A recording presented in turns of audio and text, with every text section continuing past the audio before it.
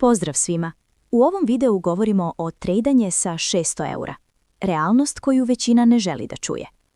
Trejdanje se danas prodaje kao vještina, kao zanat koji se može brzo savladati, kao put do financijske slobode za one koji nauče čitati grafikone. U stvarnosti, trejdanje je prije svega psihološki rat, u kojem mali kapital nema prostora za grešku. Kada neko krene u trejdanje sa 600 eura, on ne ulazi u tržište kao investitor, nego kao osoba koja pokušava da ubrza vrijeme, a vrijeme je jedina stvar koju tržište ne oprašta kada je pokušaš preskočiti. Na papiru, 600 eura izgleda kao razuman početak. Dovoljno da se proba, dovoljno da se osjeti tržište, dovoljno da se ne izgubi sve odjednom. U praksi, taj iznos nosi ogroman pritisak. Svaki gubitak se osjeća lično, svaki minus djeluje kao korak unazad u životu, a ne kao statistika. Upravo tu počinje problem.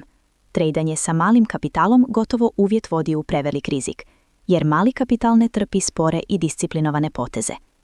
Da bi trejdanje imalo smisla, potrebna su 3 elementa: sistem, kapital i psihološka stabilnost.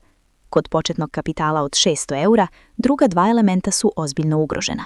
Kapital je premali da bi dozvolio niz grešaka, a greške su: hvala što ste gledali, pretplatite se za više sadržaja.